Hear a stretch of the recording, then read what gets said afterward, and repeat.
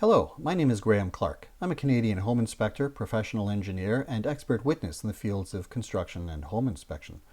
Over the last couple of weeks, I've put together two videos that look at the case study Duncan versus Carson, a lawsuit wherein a home inspector was sued for misidentifying the condition of a roof. As a matter of fact, they misidentified the type of roof. In the first video, we looked at what the home inspector did wrong from a technical perspective, how they wrote their report, how they drew their conclusions. In the second video, we looked at how a judge determines what negligence actually is. What was it the home inspector should have done?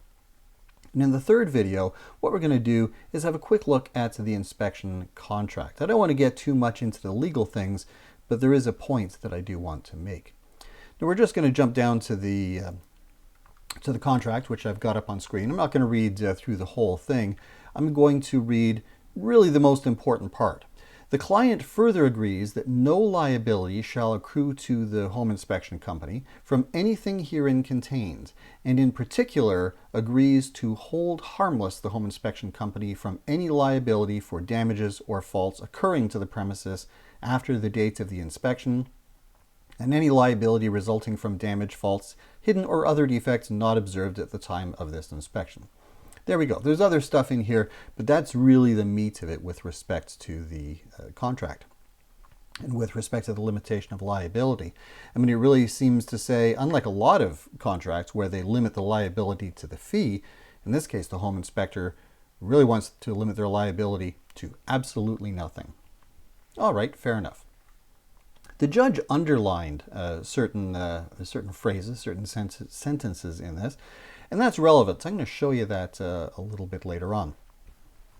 Now, I want you to keep in mind that there is a difference between contract law and negligence. And typically, home inspectors get sued because of negligence. Imagine this scenario. I have a contract with a painter, and my contract with the painter is, I'm going to give you some money, you're going to paint my walls. Now, let's say they actually paint the walls, and they do just a terrible, terrible job. They paint like half of them. They just don't do a very good job. They have fulfilled their contract. You can't really sue them for breach of contract. Negligence is how well you do something, and basically you have to cause somebody harm. And usually that means financial harm.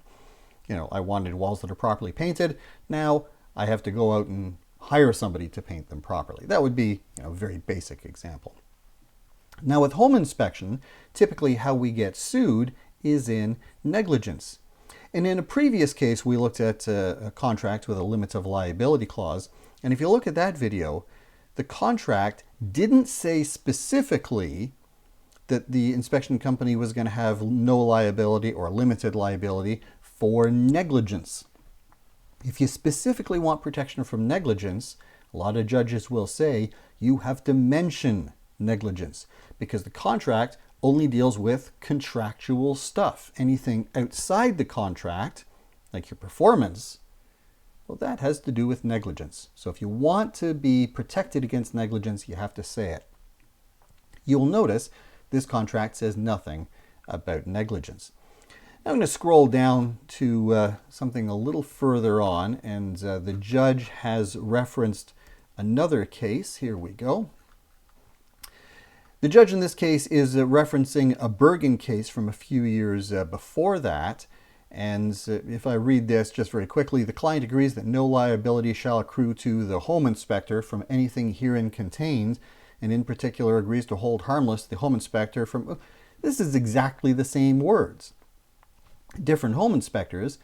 But as you know, a lot of home inspectors will adopt the inspection contract that is required possibly by their insurer, possibly by their home inspection association, or possibly one that is just provided to them by the report writing company. And I don't know which this is. I don't recognize this contract. If you happen to know whose contract this is or was, let me know down in the comments. At any rate, this judge in the case we're looking at now references this older judgment and basically says, I'm going to do exactly the same thing as that other judge says. So here's what the other judge said about that limits of liability clause. These clauses, in my view, do not exclude or limit liability for negligent misstatement or negligent misrepresentation in the present circumstances. The opening line of the first paragraph defines the issue. And this is the same opening line in both of these contracts. The client agrees that no liability shall accrue to the home inspection company from anything herein contained. What does that mean? Well, is this now a matter of interpretation? Yes, it is. So how are we going to interpret that? Remember, it's going to be interpreted against the home inspector, always, because the home inspector is the one who brings the contract. The ordinary meaning of that line, as viewed in the context of the contract as a whole, in my view, means that no liability may be imposed upon the home inspector as the result of the performance of its obligations and duties and obligations, under the contract. So the judge is agreeing, yes, there may be no liability for contractual things. However, in the case at hand, the opinion was not the result of any contractual duty or obligations. And basically what they're saying here is that because you're not being sued because of contract stuff, this limit of liability only applies to contract. Anything contained herein. Herein what? For anything contained in the contract. Well, is that what that means? Is that what the home inspector intended it to mean? Who knows? Doesn't matter, because the judge decided to interpret that to mean that there would be no liability for anything contained in the contract. And negligence is nothing to do with whatever it says in the contract. So really where we go with this is, this is a reminder. Make sure that whatever home inspection contract you're using, it may be provided to you by your insurer, it may be provided to you by your association, or recommended by your association, or provided by your home inspection report writing company. But it doesn't absolutely mean that it's going to work for you. You need to make sure that your lawyer looks at your home inspection contract, and you really want to tear that apart. You want to say, what's the worst way this could possibly be interpreted? And it's tough for somebody to do that themselves. You really do need outside help. So that's what this boils down to. And I've seen this type of decision a number of times, where the judge has looked at it and says, well, this contract says, yeah, you have no liability or limited liability for anything contained herein. Well, what about things that are not contained herein? As a matter of fact, I've even seen, and this wasn't really referenced in this particular situation, but in the version that we're looking at, let me just scroll up to it here. In the newer case, this report is provided solely for the use of the client regarding such items as are listed herein, and no person shall have claim with respect to any item contained in this report.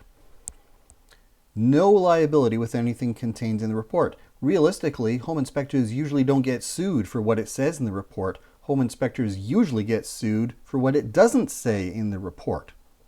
Isn't that a reasonable interpretation of this line? So for example, if I say the asphalt shingles are cracked and in need of replacement, that's in the report. You can't sue me for that. But let's say the furnace is rusted and deteriorated and falling apart and spitting out fire, and if it doesn't say that in the report, is that something contained in the report? No, it's not. So you have no limit of liability. So this wording only protects you for things that you actually did write in the report. Is that the protection you need? Probably not. You probably need both. Protection for the things you did write and protection for the things that you didn't write. Again, how can you interpret these things? And yeah, sometimes it takes a real devil's advocate perspective to twist the words around. But if you're in front of a judge and it's your contract they're tearing apart, that judge, especially if they have some sympathy for the homeowner, they are going to try to twist those words around to the benefit of your client, of the plaintiff. So, warning, words to the wise. Even if you've been using your contract for a long time, not a bad idea. Pay a couple of dollars to your lawyer, go through it again, make sure contra proferentum is not going to come back and bite you in the butt. I hope that helped. Thanks very much, and I look forward to seeing you in our next video. Thanks.